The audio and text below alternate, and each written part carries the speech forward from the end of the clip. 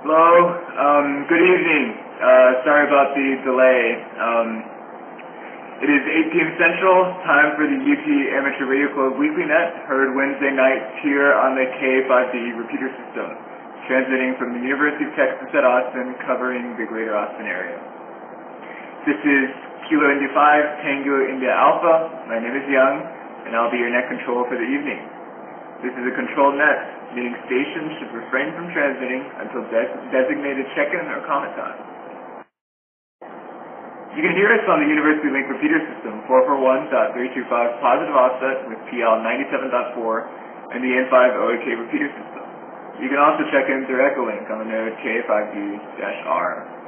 There are other ways of checking into the repeater system, and you can find the details at the website k5b.com/repeaters. Please give a couple of seconds between transmissions to allow all system links to communicate with each other.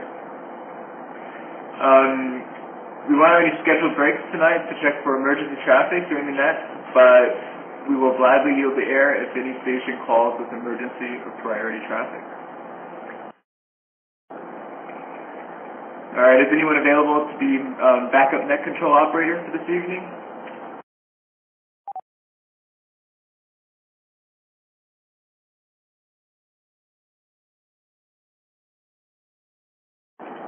Alright, nothing heard. I'll continue on. The UT Amateur Radio Club Weekly Net is a social net with the purpose of bringing local radio operators together to share knowledge, discuss club activities, and keep in touch. All hands are invited, both new and experienced, and no club membership is required. If you're new to the net, the way this works is very simple. In just a bit, we'll invite everyone listening in to check into the net. We'll start with short-time check-ins for stations who just have a few minutes with us, then move on to general check-ins and comment time. Once we've got everyone checked in, I'll go down the list one at a time and give each of you the floor. You'll have the opportunity to either ask a question pertaining to the radio hobby, tell us about something you've been working on recently, or just say hello. If you missed the first round of check-ins, don't worry. We'll ask for check-ins again after we've gone through the initial list to give latecomers a chance. After you've responded with your question, topic, or shout-out, we'll ask for the call signs of anyone with a comment about what you've said and then move down the list to the next individual. This is the UT Amateur Radio Club Weekly Net, hosted by the University of Texas Amateur Radio Club, Wednesday nights at 8 p.m. here on the K5B repeater system. If you're just joining us, please be sure your tone is set to 97.4 if you wish to participate. This is KFI-TIA. My name is Young, and I'm net control operator for tonight's net. Alright, let's move on to your net check-ins. Let me pause for a sec. Alright, during check-ins, please key in your mic, say "this is," unkey your mic, wait a moment to hear if anyone else starts speaking at the same time, and if clear, key in again and slowly and clearly state your call sign and first name. When giving your call sign, please use standard IP phonetics, if you know them. This gives everyone the opportunity to learn the phonetics and makes it easier for net control to write down check-ins. I'm going to first ask for short-time check-ins. Short-time means stations who don't have long with us this evening. To keep things brief, we won't take general comments for the short-timers from other stations. Once the station checks in, we will acknowledge that station and ask for any remaining short-time check-ins. If you're out there, I know you've just got a few minutes tonight, but still want to say you've checked into the net, call now with your call sign and first name, short-time station.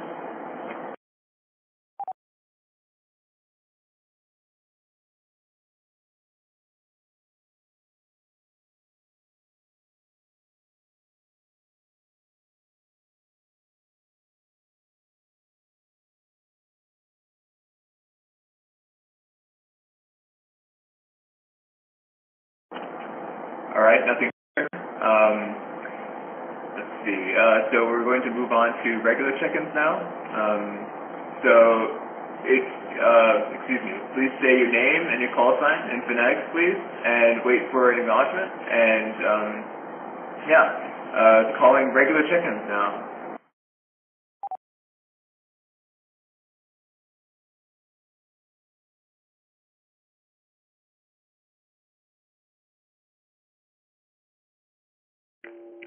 This is N5WRW, November 5, Whiskey, Romeo Whiskey, Dwight.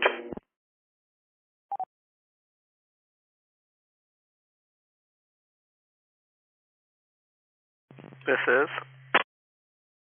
Kilo India 5, Kilo Alpha Tango, Stephen.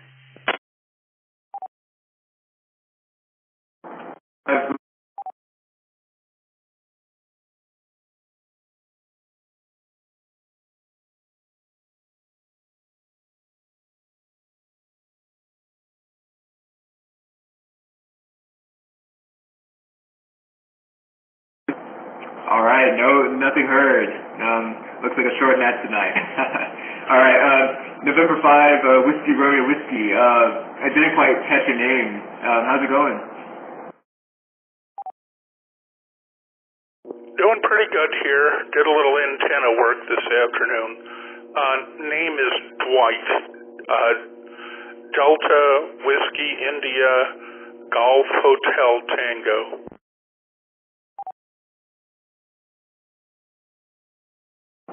All right, thanks, Dwight. What sort of antenna work were you doing?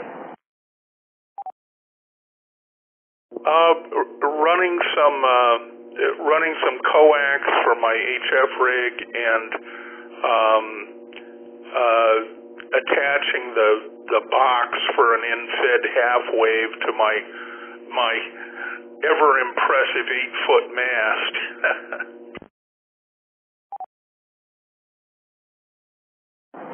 Cool. Yeah, I was looking into the in-fed stuff a lot earlier today because I recently got one of those like ladder line like aerials, and I was trying to figure out like what band it was and whatnot. What sort of other things do you have on your antenna mast? The tri-band vertical that I use for this rig, it's 2 meters 440 and 1296.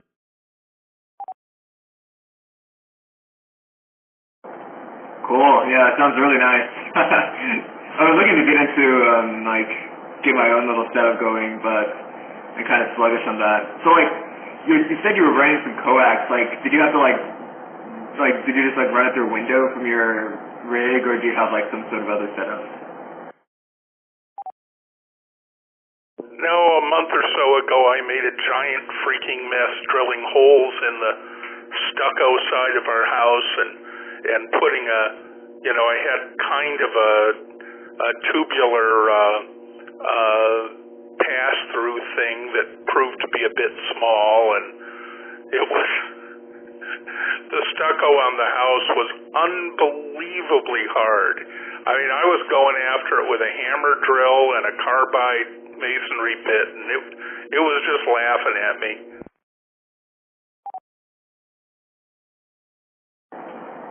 I didn't know.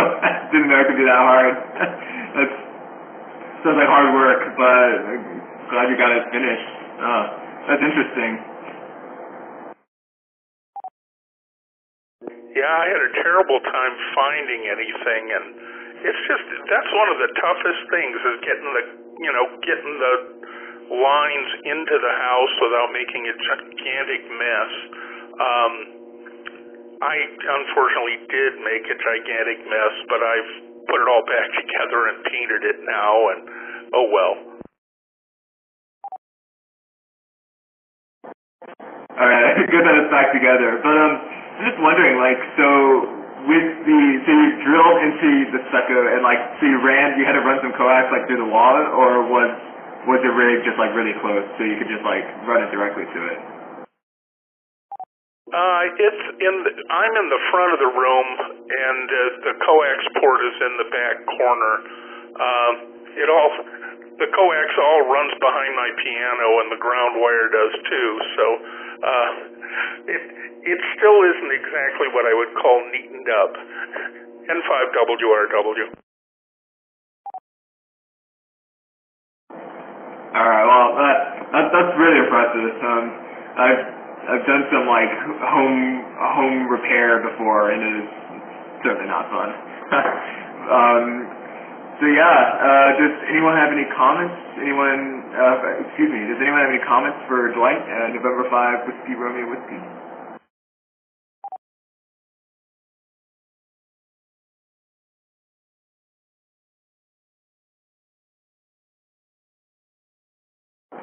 Doesn't seem like it. And Yeah, I think David, our club vice president, canceled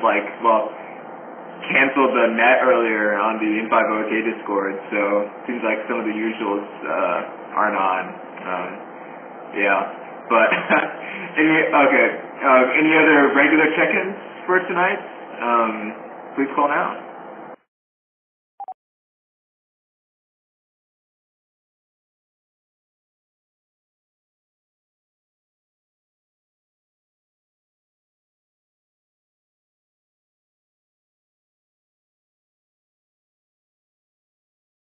I did hear someone else. I wasn't quick enough to write it down, though.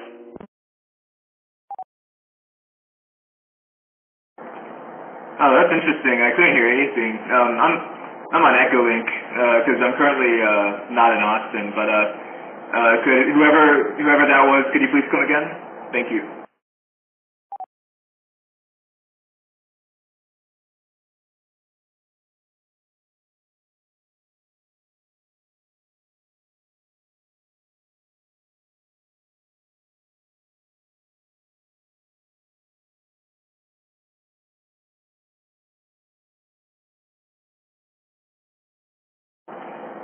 All right. Yeah, I still can't hear anything. Did you hear anything? Did you happen to hear anything? No, I don't hear anything. Someone's going to have to explain Echolink to me sometime. There's all this stuff, Echolink and D-Star and so on and so forth, that I just don't exactly know what's happening. Yeah, me neither.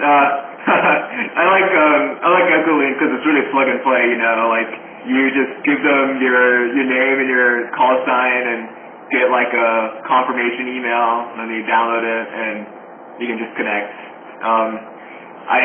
We've had some issues with the KA5D system with Echolink in the past, but like other than that, like it's really convenient. Like, you know, sometimes I'm too lazy to go outside my room to try to hit the repeater with my borrowed handheld, and it's like a bopping, so it's not particularly long range, if you will. So I have to walk a while, try to hit the repeater.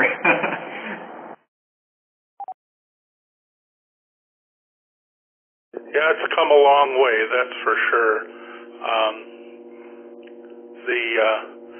I remember I think the first repeater I ever heard was the 2282 machine in Del Rio, and it was just, you know, it didn't even have a PL tone.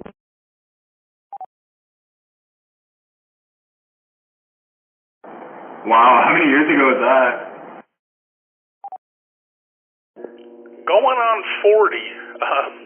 We used to use it a lot. It had a phone patch, you know, long before the days of cell phones and things like that. It was pretty handy. N5WRW.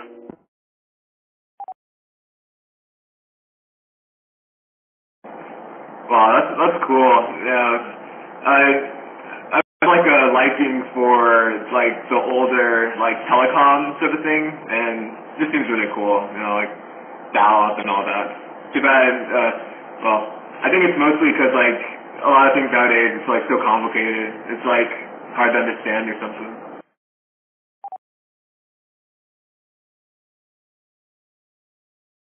Yeah, there's just, you know, not much standing between you and whatever, you know, satellites and all that kind of stuff. There's always stuff to learn and stuff to try.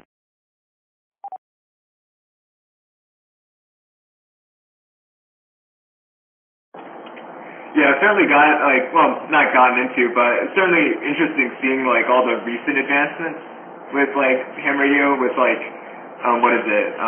Like packet radio? That seems really cool. Like you can have like point to point like communication with I don't exactly know how it works, but I think we've discussed this in the club before, you know, floated the idea like packet radio on like the UT campus. I think that'd be pretty cool. I don't know if you've heard anything about like that sort of stuff.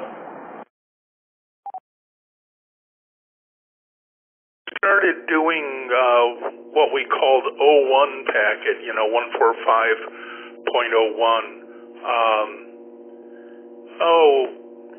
30-something years ago, and we set up some nodes and digipeters and things like that, and we were able to get up to a bulletin board in Midland, Odessa, and this was way before everybody had a good internet connection or anything like it.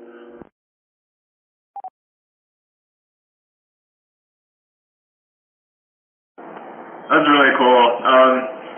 What band did you say? What? I didn't understand. Yeah, it was. Everybody. It was just 1,200 baud, and everybody just used the same frequency. So, if there was a station on, they could use you as a digipeater, and we had nodes that were a little more dedicated than that were up on repeater sites, so they were up way high, and they were made out of I want to say they were made out of old General Electric mobile radios that were about the size of a briefcase.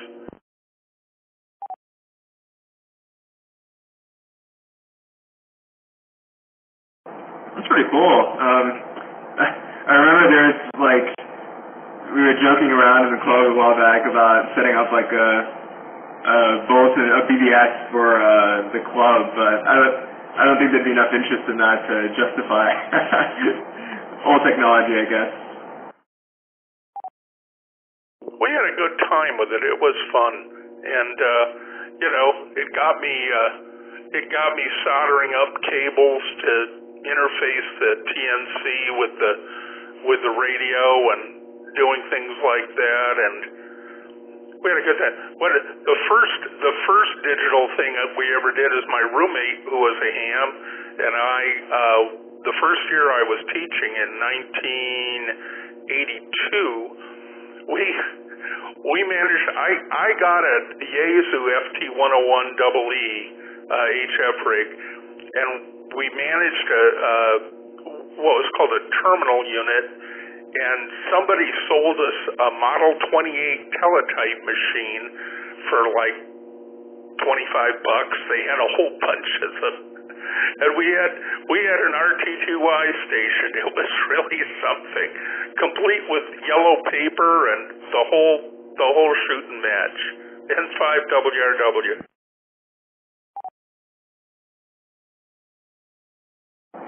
Alright, that's really cool. I don't think I've ever seen a teletype in action, but that sounds remarkable. So did you just use it to talk to other people? I've never really used RTTY before. Yeah, we did. We talked to Europe and all over the place. It was fun. The place I think was mostly on 20 and 40, and my roommate had a higher license class than I did, so it was more of him operating, but still it was neat because you tune in over a signal, and then all of a sudden the teletype would start going chunk chunk chunk chunk chunk chunk chunk, and then you got right tuned in and it would just take off. I can't imagine how much those machines really cost to make when they made them, because there were just an infinite number of little mechanical parts in there.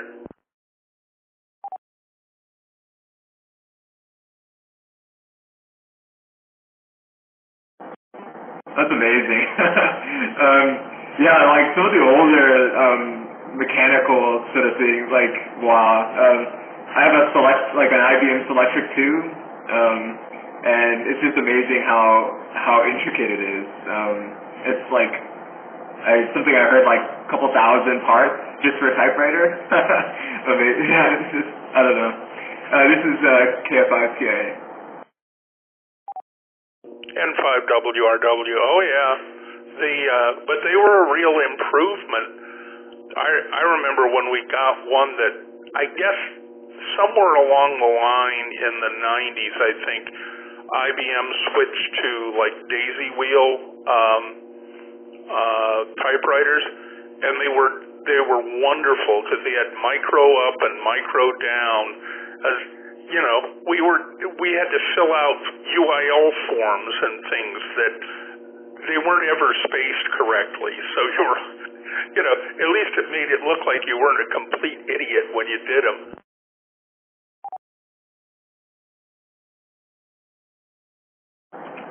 Oh, are you talking about those like IBM like butterfly wheel typewriters, or is that what they're called? The one with like the spinning character wheel? Yeah, that's the one, the daisy wheel. The Selectrics were had like the metal golf ball with all the characters on it. Yeah, all right, yeah. I've used, well, not an IBM, I'm sure they would be really nice, but I've used like a different brand for the daisy wheels, and honestly I like the Selectric better, because it's so much more responsive. Like the daisy wheel, you type out a sentence or something, and then you have to wait for it to, print out the characters.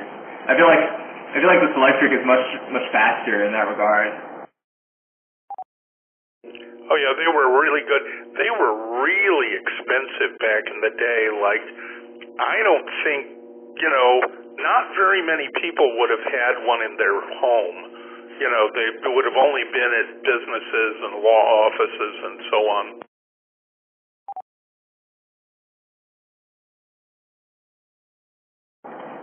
Yeah, I mean, but for how well they're made, that justifies the cost, I think. Every once in a while, a Selectric shows up on the UT, they have this surplus auction site, and I always have to hold back the urge to buy one. There's this real nice red one. Oh, this is so fun to use. I just feel like nowadays I don't have enough of an excuse to actually use a typewriter for anything. Yeah, some people find it easier to write with a typewriter than with a computer because there aren't as many distractions. That's the one thing I wish, like anything, we had computers when I was in college, because writing papers and then typing them out on a manual typewriter was a lot less than fun. Oh yeah, I definitely would not want to use a typewriter for school assignments. And I've used one of those actual manual typewriters, and I don't know how people could type faster than 15, 20 words a minute. Have to practically punch every key to get it to register. I promise I didn't type much faster than that. Fortunately, I had a good friend that I traded taxi service for typing when I had term papers, and I got to the point where that's why I decided not to go to graduate school, because it was like, I don't have anything profound to say, and I really dislike writing term papers and things, and if I never do it again, it'll be too soon. N5WRW.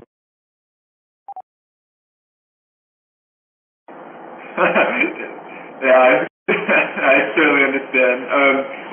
What did you go to college for?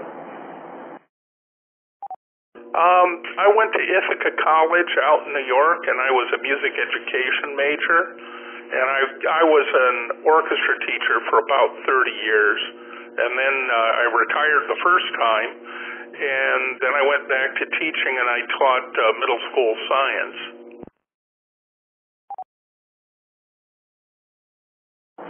Wow, that's cool. Did you always teach around Austin, or did you move around? No, I taught out in Del Rio, which is 150 miles west of San Antonio on Highway 90. and my wife is a teacher and then later an administrator, and yeah, it was, I came to Del Rio in '82, and I don't think I'd ever been south of Indiana in my whole life.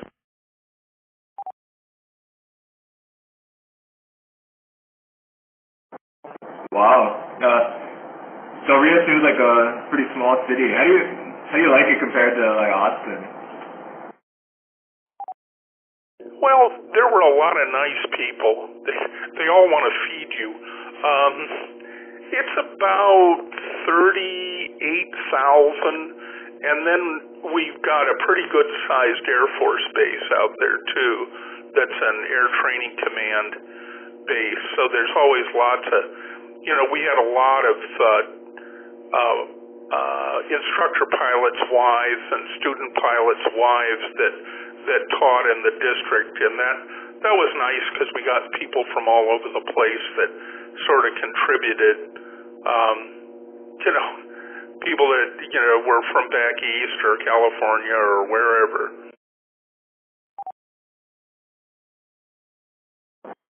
Oh, that's really cool. So like, Air Force Base, did you like hear planes flying by often or no? Yeah, one of my schools where I taught, we used to see they fly over all the time, the T-6s and before that the T-37s, and of course we'd see T-38s and T-1s all the time. A few years back, our nephew wound up being the vice wing commander out there. He got promoted to full colonel, and he wound up in Del Rio. So we had like extra family for about 2 years.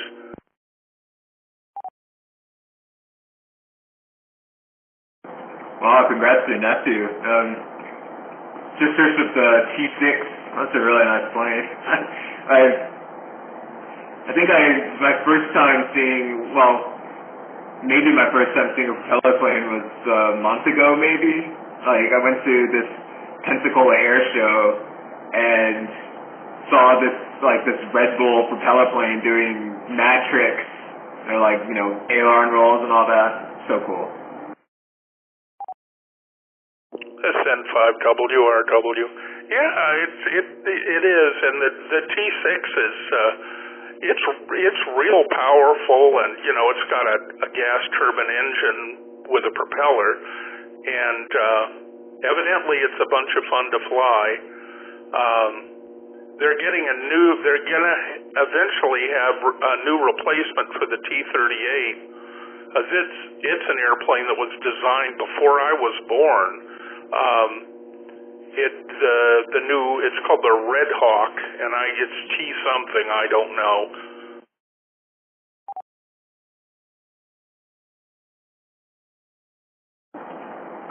Wow, I didn't know they'd still be using like old planes like that. That's interesting. Did you ever get to like go on the base like because of your nephew, or no? They don't allow that.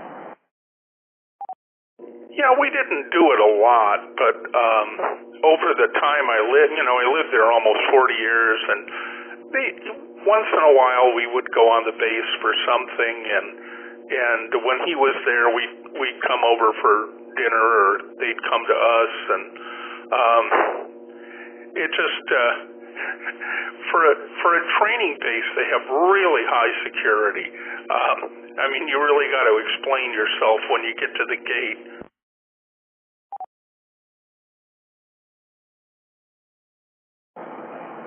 Yeah, it seems like all military bases are like that. I remember I visited the National Naval Aviation Museum, I think. That's also in Pensacola. And they have seems like one of the more lenient security, but there's a guard at the gate, checking IDs and asking where are you going? And it was all very imposing, it had this big gate and weapons and all that. Oh yeah, there you go. And then there are other bases where you just drive on and they just wave at you. Who knows? But yeah, it was a really good aspect of the town because we got, new people and smart people that came in and they added a lot to the community.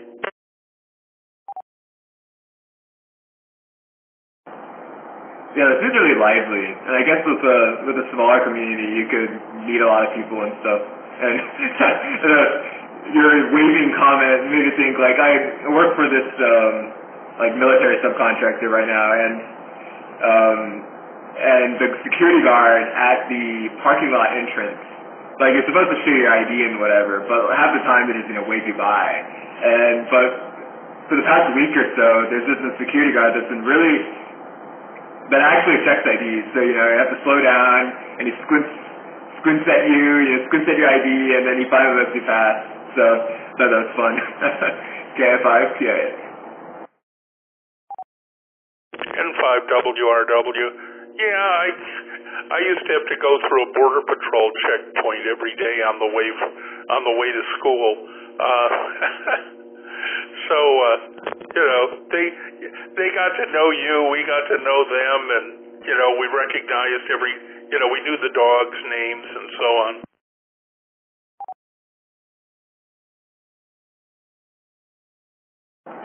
That's fun. So you lived in Del Rio. Where did you go to school then? Did you have to cross the border? No, I started teaching over in Comstock, which is a really small town about 30 miles to the west. But it was a great school and a really good job, and definitely worth the drive. I had 98% really nice kids and parents that cared about it, and it was a really good place.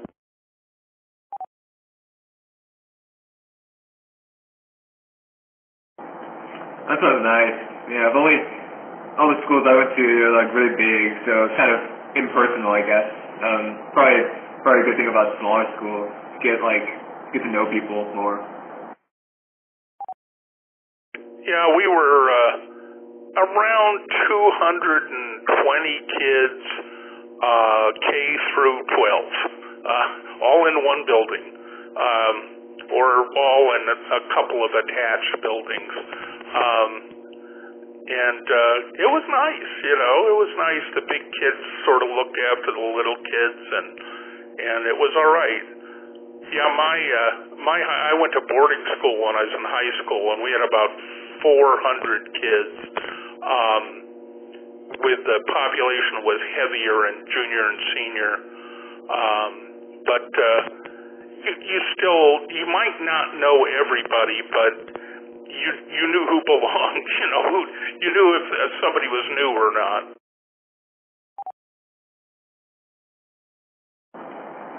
Yeah, wow. 400, even 400, that's for the high school I went to, that's the size of one grade. It's funny, when I first graduated, middle school, went to high school, someone was every once in a while, I'll take a different route, you'll take a different route on your way to classes, and you'll see people you've never met before. And, my high school wasn't even that big. It was 2,000, well, it wasn't big by Houston standards. It was 2,000 people, and now at UT, there's 20,000-30,000 students, and it's every day you could probably see some people you haven't seen before. Yeah, this was a lot of this was off in different buildings all over the campus. Most of the academic subjects were along a great long hallway with 3 classroom buildings, and then our music teachers and the art building and so on and so forth. They were off in separate buildings.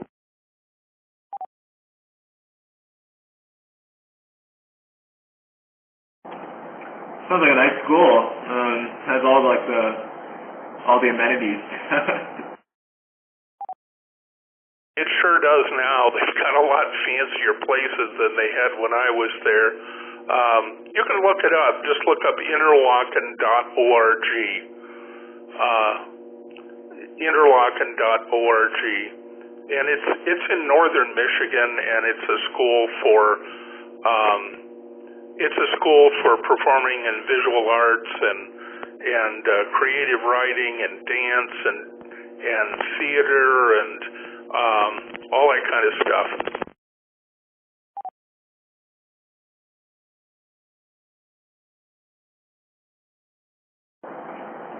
Yeah, I'm looking at the website right now. That's cool. Reminds me of what is it? I visited the University of Rochester once. It was like well known for its music program, I think. And yeah, it kind of reminds me of that sort of like small school, nice environment. Oh yeah, the Eastman School is there. A lot of our my conductor was an Eastman graduate, and a lot of folks were, and a lot of my friends went to school there too after high school. It's real well known. It's one of the top 5 or so music schools in the country, to be sure. Oh wow, yeah. I didn't know. I applied to UR for engineering, but like I visited once, and it was just really nice scenery. Like New York City is like honestly I don't like it very much. It's too busy, but Rochester is like peaceful and nice weather, and yeah. Yeah, I actually did my student teaching up near there. Ithaca is basically at the other end of the lakes from Rochester. Yeah, it's okay. Thanks to George Eastman and the Kodak Company for starting that school. But it's right in there with Juilliard and Curtis and some other. And Indiana is another really high level music school, strangely enough, and also huge. They got a lot of people there.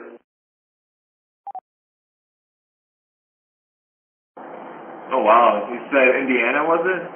And yeah, like maybe my perception of Rochester is influenced by I like photography, and Kodak. It's like wow, I get to see the Eastman Kodak headquarters and whatever. Well, thought that was cool.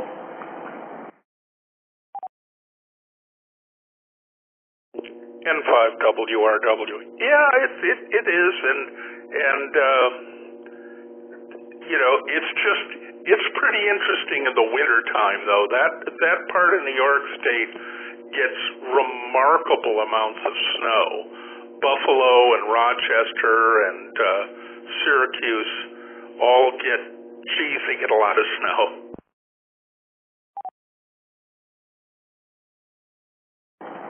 That's really cool. Yeah, I've lived pretty much my entire life in the South, so I hardly know what snow is, and I feel like I'd like to go up there one winter just to experience it, but I don't know if I'd want to live in it. Drive through snow and have to shovel snow out of your driveway. Yeah. Yeah, up at Interlochen, we cross country skied to go places, and there was a big blizzard, and we started to run out of food, and the only thing moving in Grand Traverse County was snowmobiles for a while.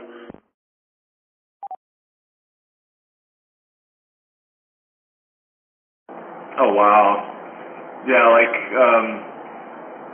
what was it, like 2 years ago with the freeze in Texas? Like that was bad enough already, and it's like hails in comparison to what some people experience up north. Like pretty impressive how well like they handle the cold. Like I mean, I guess with heat, it's just turn on your AC, but with snow, it's just I need what is it, like special tires for your car, and your power lines need to be snow safe, I guess. Yeah, absolutely. You always have to think about it. And up there, they had a whole crew all winter that shoveled roofs, so the snow load didn't get to be too much for different structures. And imagine the freeze only a whole lot colder with 6 feet of snow. My roommate was jumping off the roof of a 2.5-story dormitory and not getting hurt. Wow. I think the most snow I've ever seen is, I don't know, it was like 2 inches, and this was, I don't know how many years ago, probably like 10 years ago. I remember I was in elementary school when it snowed once, and it was like the coolest thing ever. It was hardly even snow. It was just ice basically after an hour or two. KG5 PKP Mobile.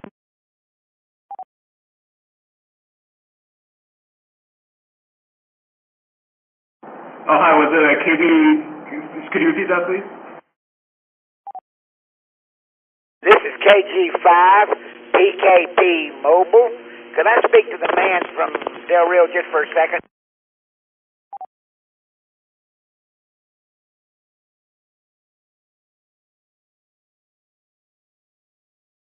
I'm here, N5WRW. I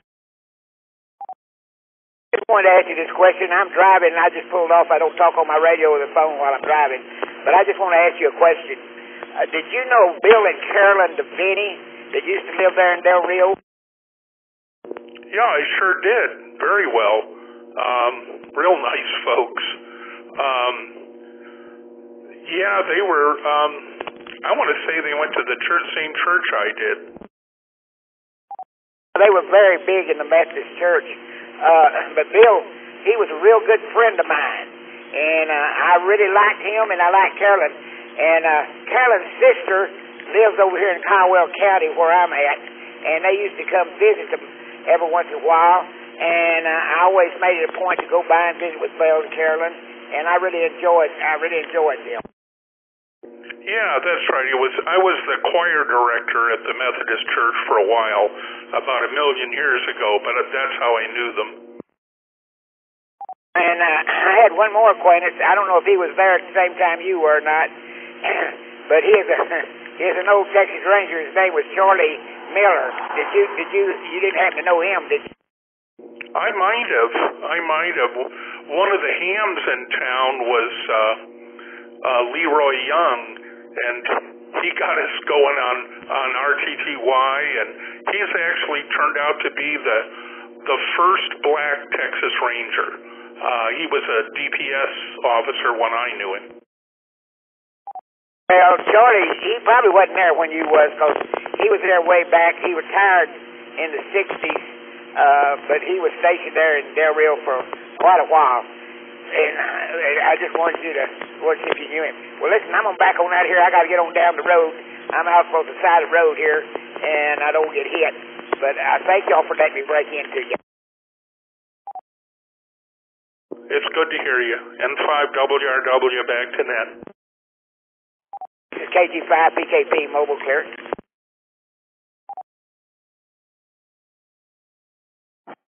I guess it's quite an unusual net format. Yeah, but this has been great talking to you, Dwight. Well, usually our nets are slightly more structured, but we'd love to have you back. We're just here every Wednesday, 8 p.m. KFI TIA. Yeah, it's nice to hear some voices out there. And no, my signal's getting out. I don't even know where this repeater is exactly, but it seems pretty strong here. Yeah, it's, you're on, 441325, right? I'm on,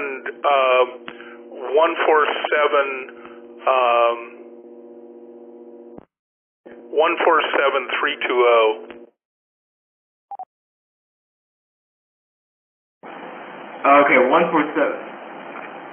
Okay, well, to be honest, I don't really know the whole, like, what is it, like, topology of the KFIV system, but, I think, that might be one of the, like, N50K repeaters, maybe? Yeah, it's one of the OAKs. It's N50AK. So it's, I think, south of me, but my geography around here isn't so good.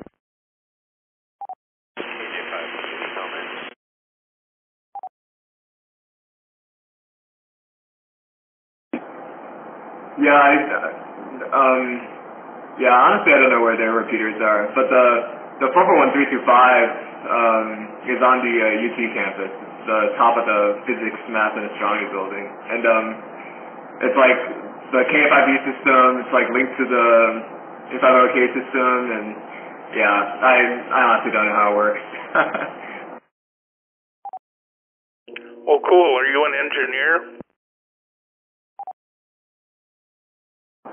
Yeah, I'm studying electrical engineering over at UC, yeah. Yeah, very good. Well, I'm the son of a mechanical engineer and the father of a mechanical engineer.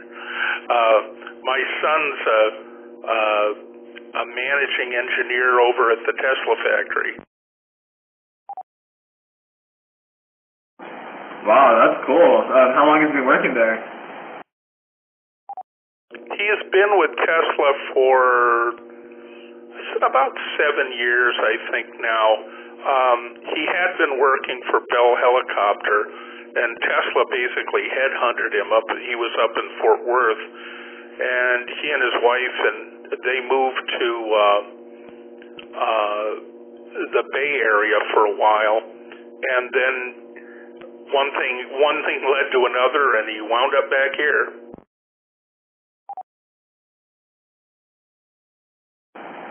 That's impressive. Sorry.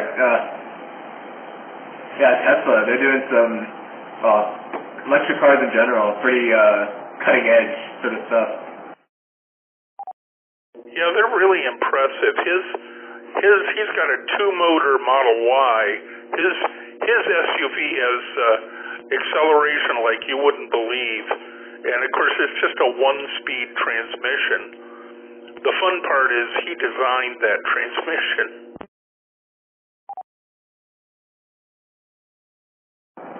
Oh, that's really cool.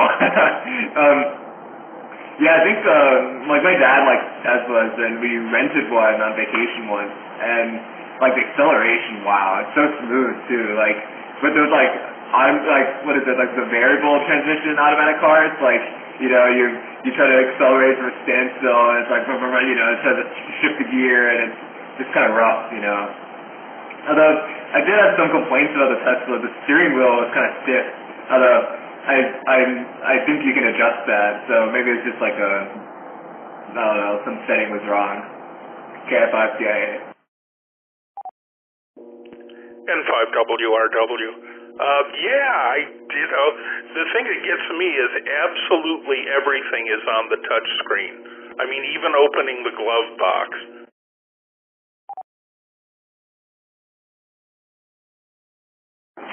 Yeah, I also don't really like that. Like it's definitely like, you know, like modern technology sort of thing, but I think like the individual buttons really work with all the cars, because I mean you can feel them. You don't have to like. I mean, the touch screen is honestly distracting. Like at least, you know, it's like, oh, if you want to turn up the volume on your radio or change the channel, like how are you going to do that with a touch screen without, you know, fumbling around and looking at it? That's what I think. Well, the good news is the voice stuff works really well in it.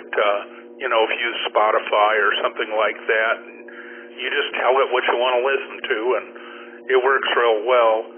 Yeah, the thing that's amazing is getting a new car company up and actually producing things that you're actually selling and making a profit on.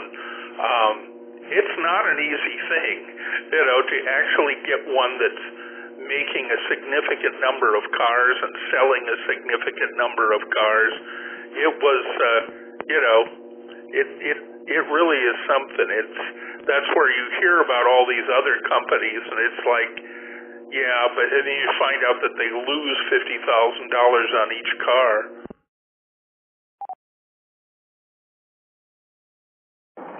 Oh yeah, for sure. Like, really impressive how Tesla just made it work. Like, what company was it? Like, I don't think it was Rivian, but I remember hearing about this other competitor electric car company.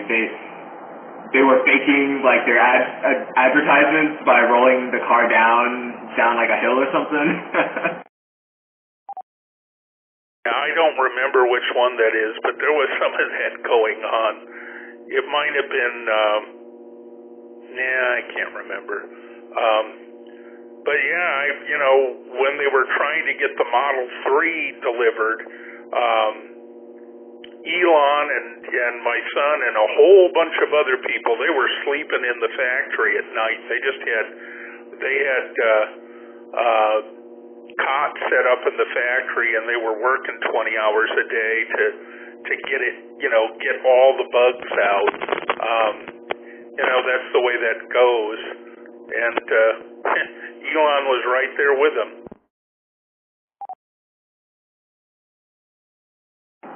That's impressive. Really impressive work. That's like a doctor's hours, 20 hours a day. Yeah, I always find it amazing how much engineering goes into cars. Because it's everything has to be foolproof. Your brakes can't give out randomly, and especially nowadays since cars are all computerized. It's just really cool how it just all works. You don't ever see your car crashing. You don't ever see a software crash in a car. Yeah, it's and of course, your car sits there and does updates at night, so sometimes you get into your car in the morning and there's new features.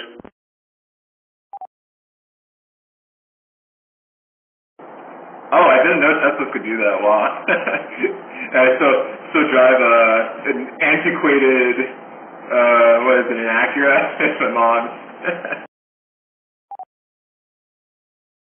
Yeah, there was one, my brother has a Model S, and I think he got in one time, and there were he lives in South Carolina, and they extended, you buy one that has X battery pack or whatever, it turns out that all the battery packs are exactly the same.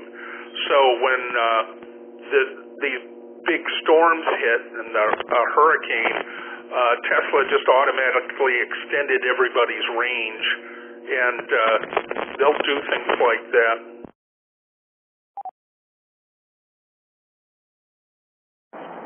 Oh, that's really interesting. Never heard of that. And I feel the on-the-fly software changes.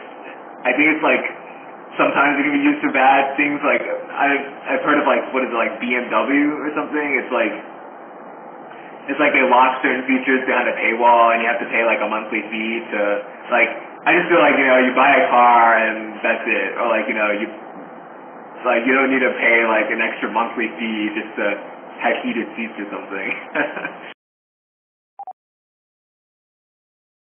N5WRW. Yeah, it's like Ferrari, that if you buy a Ferrari, which is already eye-wateringly expensive, then if you ever need a brake job or change tires or anything, they get you right where you are for another, tens of thousands.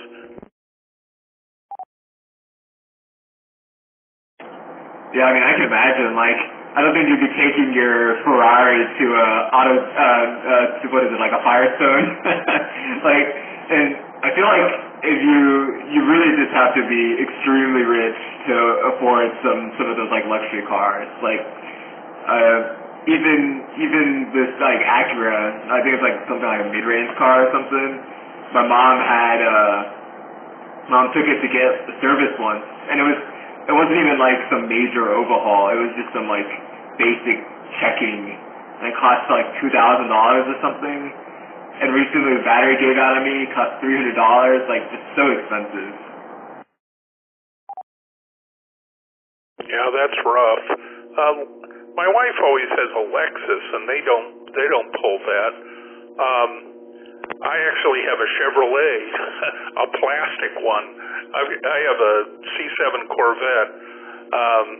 It's probably going to last forever. I've only got 45,000 on it, and I don't drive it that much. Heaven knows they don't rust.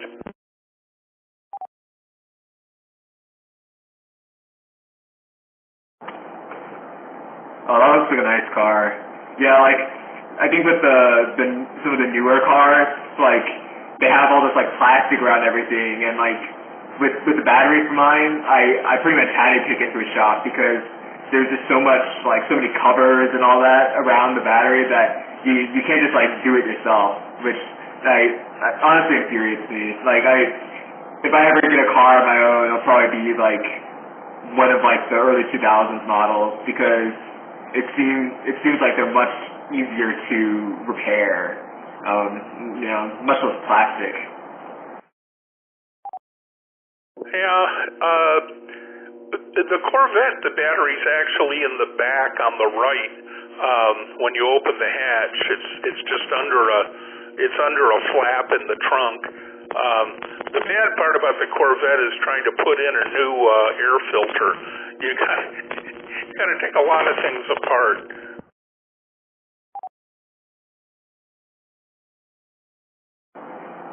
Well, that's rough. Yeah, it's like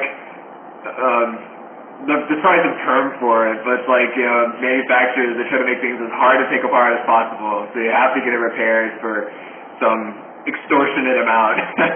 like with Apple or whatever, just special screws and special tiny whatever that you take apart and you void your warranty. Yeah, I've got a set of screwdrivers that has a lot of strange ones in it, made by an electrical company, but it has just a whole bunch of strange bits in it, security torques, and that's just the tip of the iceberg. And 5WRW. And wonder if there's anybody else out there.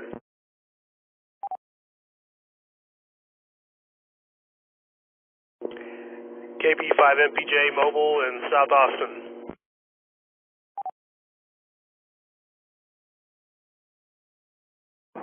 Oh, hiya. How's it going? KF5TIA.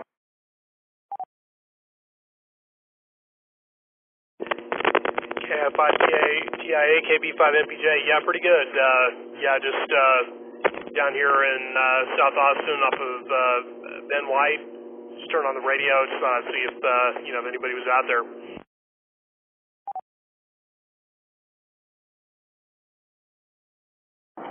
Yeah, hi. Glad to see you. I think this is supposed to be the UT Weekly Net, although I think it's a bit off script tonight.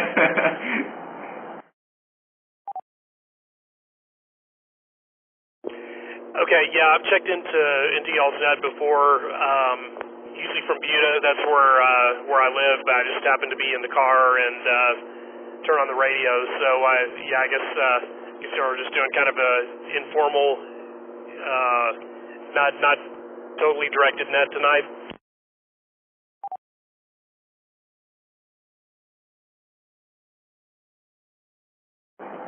Yeah, there's like David, our vice president, he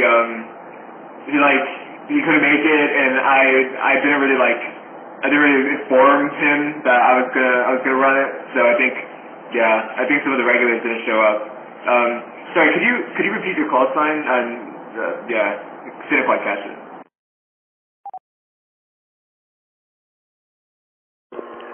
Yeah, it's KB5MPJ, Kilo Bravo 5, Mike Papa Juliet, Jason, and I live in Buda, Mobile in South Austin.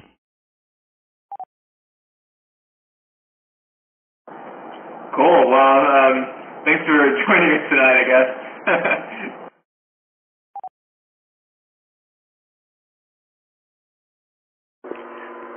Yeah, thanks for doing the net or, doing some kind of net. Always good to have some people out here on these repeaters.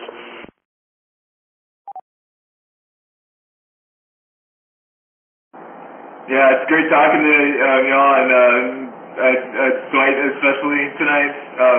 It was probably one of the longer conversations I've had on the radio, so certainly fun. KF5TIA. KF5 SJK Mobile, West Austin.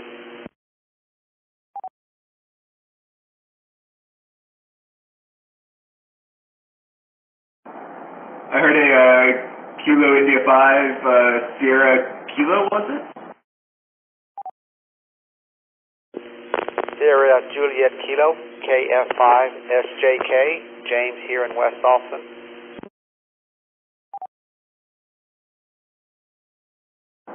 Oh, hi James. Yeah, thanks for joining us for, I guess by now it's extremely informal UTNet. How's it going?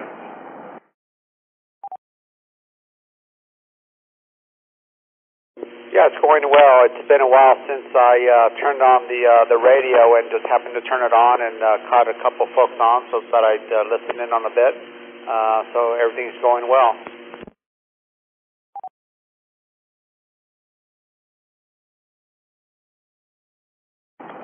Yeah, we're doing great. Just had nice conversation and yeah, fun time.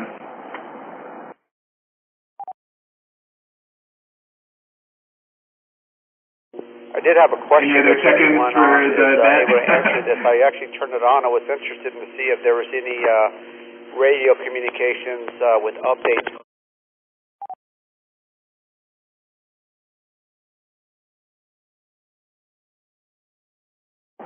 Okay, sorry, I think I doubled someone. Could you repeat that, please?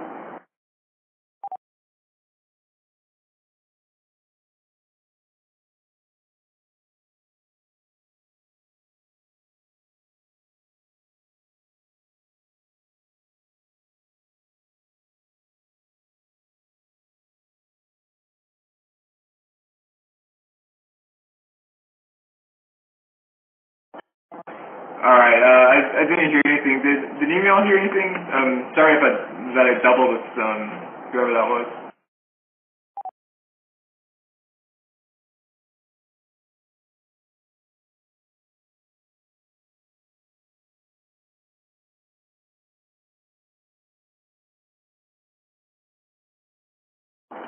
Alright, well, I think about 9 o'clock is when the N50K and K5G link disconnects. So I'll probably have to hop off. But it's been great talking to you guys, and thanks for joining the net.